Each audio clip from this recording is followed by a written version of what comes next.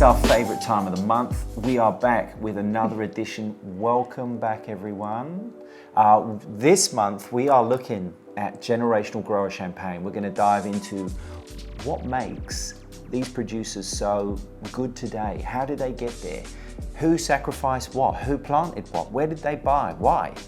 So, Kyla, I think this is something that we've always talked about whenever you've done tastings and whenever you've done masterclasses and shows. Yeah. But I think we're sort of driving this one home this month is pretty important. Yeah, and I think if you think about the categories of champagne, and we don't define them, but we do talk about Grand Marques or big brands, we do talk about mid-tier family estates, and we talk about growers. And even at its most simplistic format, we have houses and growers. And previously back in 1700s, 1800s, early 1900s, in fact till about 1910 potentially, just pre-World War I, growers grew grapes and Grand Marques made wine. And the growers sold their grapes to the big houses. They didn't produce wine out of their grapes. And it was the symbiosis. That was what was going on. You know, you had the big houses, like you say, who had all the equipment, the facilities, the know-how, the ability to actually produce, and then they needed the raw materials, and the growers provided them that. That was pretty much it. Yeah, and they were too big to supply their own grape requirements, but also, you touched on it, making champagne's technical, but it's also grossly expensive. The equipment you need is phenomenal, and we will talk a little bit about equipment and how both of these guys make their wines. But we are looking now at multi-generational growers, which is awesome. So we're now in the year 2022, and we've got families that have grower families that have passed down 4, 5, 6 generations, and we're going to focus in on the know-how and passing from generation to generation in this episode.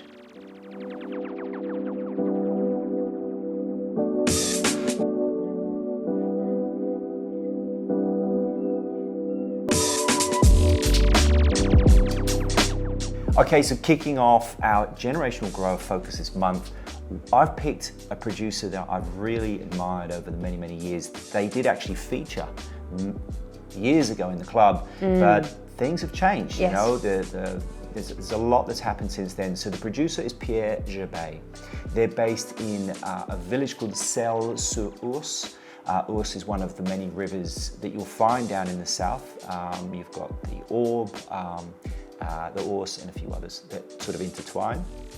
Now, when we talk about family, we've got really 8 generations, of family that go into the Pierre Gerbais name. In that particular parcel of land. Correct. Yeah. But the wine, so there's 2 components. There's the grape growing, as we mentioned in the first part, which is what was supplying to the bigger houses, and then they started to sort of pull back and went, hold on a second, let's make something of this for ourselves. So Ulysse Gerbais, I always get those confused. There's lots of French names that are the same, and there's so many families that have married into each other, so it's a lot of confusion in terms of the names. Correct, yes, but I can understand that. But there is a segue into Ulysse Collin, so I'll get there in a second. But he was the pioneer, so he's the old boy that survived 2 world wars. Amazing. And basically just he made the decision. He said, right, I'm coming back. I'm going to invest in my land. I'm going to invest in my area. And his tagline is, a man, if you've never drunk champagne, you'll never be a man. Which, that's just so old school, but sort of sums him up. Then we had Pierre Gerbais. And Pierre Gerbais worked with Ulysse and his father, André. And their focus was really to pick all the parcels that they wanted to work in Celles-sur-Ource and develop that. Then came Pascal. Pascal's focus was making this a high quality estate winery, turning it into organic or sustainable, which is what they've done, and taking it to the next height, which they did. And now it brings us to our current year of generational grow, which is Aurélien. Aurélien is the youngest, and his job is clear. His family have done all this work to get to where they are now. He is the guardian of this. He's going to take it forward. He's going to be the spokesperson, and really... He's young though, right? Very young. He's in his 30s. He's quietly spoken. He's passionate. Very passionate. He's confident. He knows his stuff. Yeah. And his neighbours are Ulysse Collin. Oh, one of my favourites. Cédric Bouchard. One of my favourites. Brut-Sorbet. Brilliant. Olivier Oriot. All these amazing, Marie Cotin, all these amazing producers are his neighbours. So if you're not being influenced by, the locals, basically the guys that are making wine with you, you're taking that as part of your journey into your winemaking family. Amazing. He's young, he's impressive. Will we ever see Aurelien's name on the bottle? Time will tell. It might be. I think they've got a good thing going. I would keep it.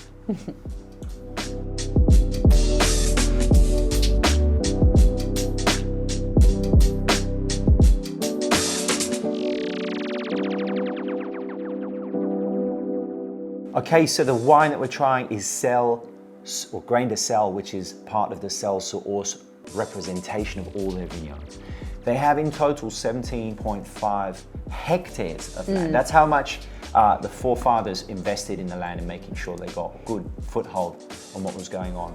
This is 50% Pinot, 25% Chardonnay, and 25% Pinot Blanc. We've seen Pinot Blanc in champagnes before. I love them. I think they're great. They bring great aroma, freshness, and some richness to the style. You don't often see Pinot Blanc. You just don't see that much. Yeah, in that portion, in that quantity. Is that representative of their vineyard holdings? Correct. They've got 4 hectares of Pinot Blanc, some of the largest Pinot Blanc in all of Champagne. So they are really important, and I'm sure they are doing a great job of keeping it alive. And I love that it's 30 months on lees, but Aurelien says that he only uses stainless steel because it's more reflective and respective of terroir, which I think is interesting because a lot of his peers are using barrel. He's invested a little bit in some larger foudre. Yep. He is natural yeast, so he's looking for that real terroir expression. This is spontaneous yeast that he's finding within his vineyards. Yeah. Natural winemaking, no fining, no filtration, low dosage. What is the dosage on this wine? I can feel that it's low. It's very low. I think it sits around 5 grams, 4 or 5 grams. So, look, this is about, whenever I try wines from the Orb, I always see that richness of clay, that limestone coming through. There's great weight on the palate. There's some lovely freshness, but it's real stony minerality as opposed to that chalky, flinty style. But you get, Pinot Blanc is so elevated as a varietal. So when I first put my nose in the glass, it was just so lifted, so aromatic. Yeah. And it's a bit more poised on the palate, but you've got this really heightened aromatic white floral note. I love it. I think it's such a great wine. It's a great introduction to what they do. They do a straight Pinot Blanc. They do a straight Pinot Noir, straight Chardonnay, and this is a sort of a blend of all of those 3. And look, to really cap off why we're talking about generational growers, I love that the fact that Aurelien is working with his father, so he's taking Pascal's knowledge, but he's also bringing a fresh focus to the fold. And that is really the benefit of grower producers. You've got generations that are often working side by side for a period of time, so that there's a knowledge know-how and a knowledge transition, but a new injection of skill coming through. Yeah, and just to carry it on and make sure that what they're doing respects that of what happened previously and goes into the future.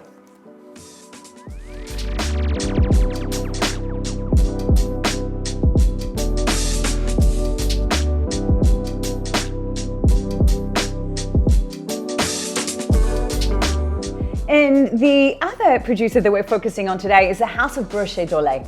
I haven't seen this wine before, but I have to say, very impressed with it. This was a little discovery. Yeah. And actually one of Melbourne's very good restaurants. And I tried a glass and I was like, you know what? That is delicious. It's wonderful. And really interesting story.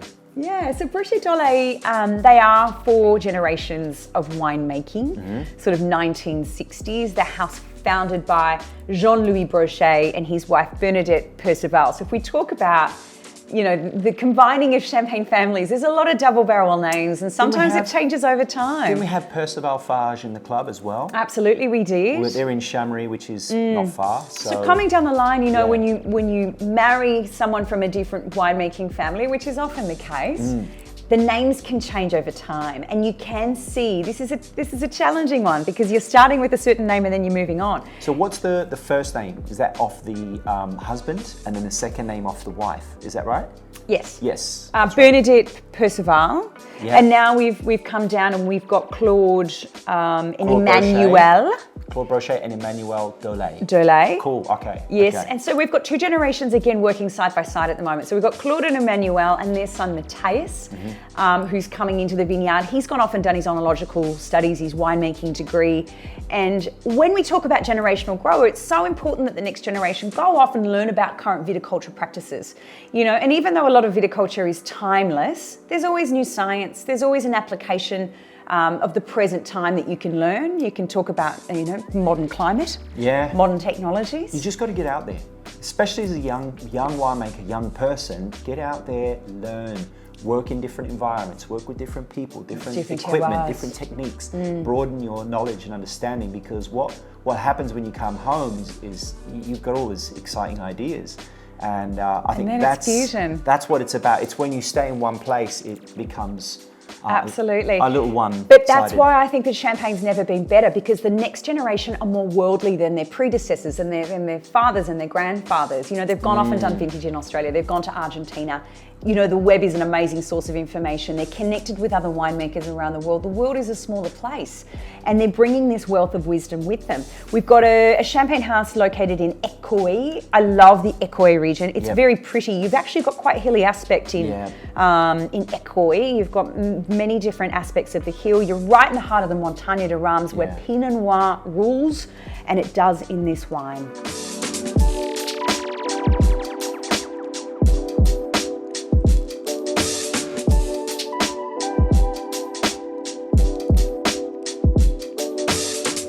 So how's this second wine? Because we tried this and you really liked it. I really like it. Yeah. We've got the extra Brut from Brochet-Dolet this month. So obviously lower dosage, meaning the extra Brut.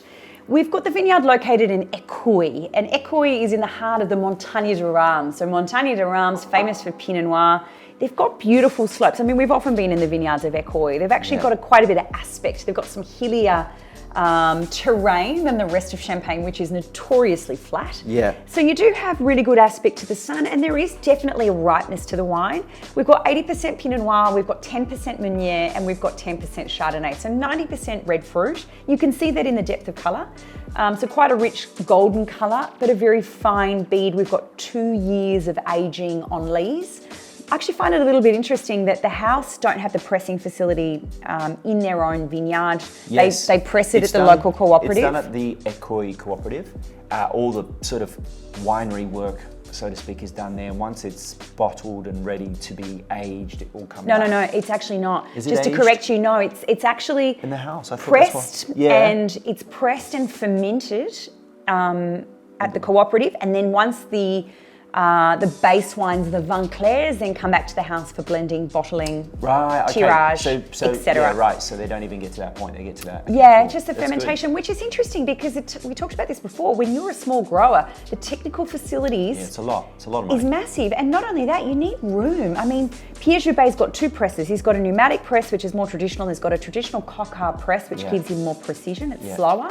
But that takes money and it takes a lot of room. And when you're a small family producer, that's an expensive investment. It's very true. I liked the wine. Yeah. I mean, so in Écouen as well, you've got Vincent Brochet, which appeared previously in the club. You've got Frédéric Savard, you've got La Côte Gobillon, you've got all these fabulous wineries doing some amazing things. And if you buy or try any of these producers, you'll see a consistency with the Pinot Noir, which is what we're seeing today. It's this softer, lighter, pretty, more lifted, very elegant style of Pinot compared to, say, the actual Montagne de Reims like Ambonnay or Bouzy or Verzy, which is really quite powerful and rich. And agreed. You know, for me, you get this strawberry, this light, subtle red fruit aromatic property, but you've got quince paste and you've got, you know, the buttered bread and the brioche coming through secondarily. It's got this amazing mouthfeel. So you've got this fullness in the palate, but a wave of acidity cleanses you and you're ready for the next mouthful. And what I think is most interesting perhaps about the wine being an extra Brut at 4 grams of sugar, which is on the lean side, there must be fruit maturity here because the fruit is forward, it's very round and soft and supple. There's no boniness to this. No. It's not austere. No. And I think the dosage has been perfectly placed. by Matthias and his father and his mother, who are working side by side. And I think it's a great champagne. With that in mind, what would you pair with it? What sort of food would go in your mind? You've got that. You were talking about pork, like some grilled pork or barbecue pork. And look, at the family talk about this wine as being an aperitif wine, but I wouldn't serve it as an aperitif. I think it's got enough richness and mouthfeel and weight as a wine with that real depth of red fruit character to actually pair with food. I would put it with a roast pork. If it's a little bit of crackling in there to give it some crunch, I'm okay with that. Bit of applesauce, maybe? Applesauce. Oh, yes, sir. Yeah, applesauce. I like a bit of applesauce. Some pork. I'd even go so far to say is put a fennel salad with it. And I know that's a big, bold flavour characteristic. Why not? No. I think I actually really loved the wine. And I think, if you were serving it to a connoisseur or to a beginner alike, I think you'd get, a round of applause either way. Yeah. It's not a supremely complex or challenging wine, but it is very pleasant. It's classically champagne and it's very, very enjoyable. Definitely.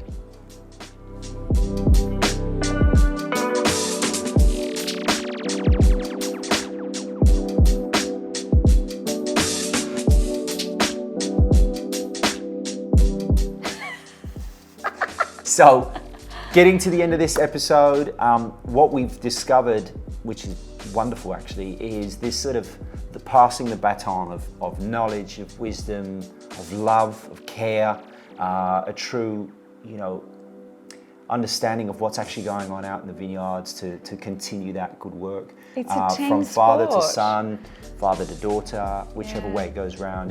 And this is what we mean when we're talking about generational grow-out champagnes. I hope you understand a little bit more about what that means. And when you're looking at a label, you can sort of start to suss things out a little bit more and learn more about the house. You have the benefit of family members working side by side. So there's a period of overlap, okay, where you get the wisdom and the know-hand coming down from the previous generation, but you also have an uplift of skills and knowledge from the next generation. We've got a period of overlap where the young influences the old and the old influences the young, and you end up with a beautiful balance between tradition and modernity. And this is where the wines should be allowed to progress. They should be allowed to change.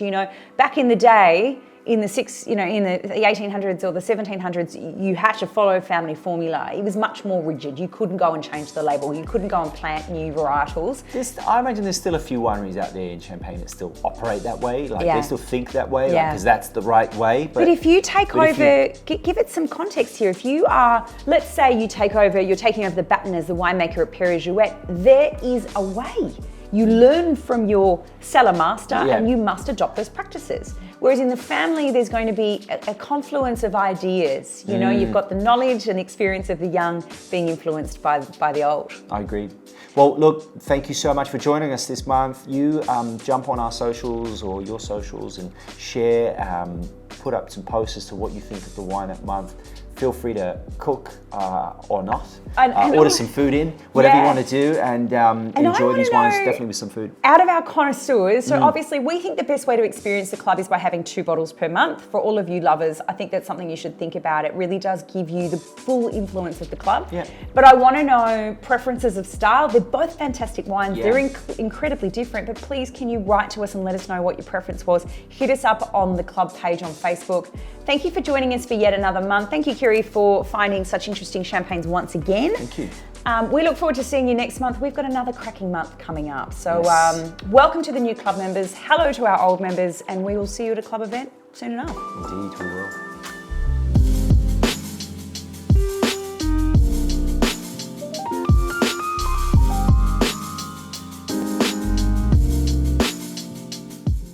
I'm Kyla Kirkpatrick. Testing. Cool. And Kyria? Kyriakos Christodoulou, testes. Testes. So you're starting now? Yeah, ready to go. All right. Yeah. Adonis. You got this. He's coming out swinging. Why do I have a slapping sound in my head? Okay, let's just carry on. I don't know. Why do you have a slapping sound in your head, Kyla? You said something about No, I don't know. passing over the information. You the said baton. No, you said like. Adonga, stop talking about the baton. Oh. I don't know. The baton. Because if it's good. All right. Let's just get back to the wine. All right, let's just get into it. Cool. I should also mention that Dongus is in his first feature film. He's moved from OnlyFans to his first feature film. It's called Unzipped, and apparently he came out swinging. Do you know that I don't know whether you saw this, but we had someone cancel the club yesterday because they watched me on Housewives and said that I swore too much. I did not see that. I wasn't going to highlight it, but clearly she hasn't stuck around for our bloopers.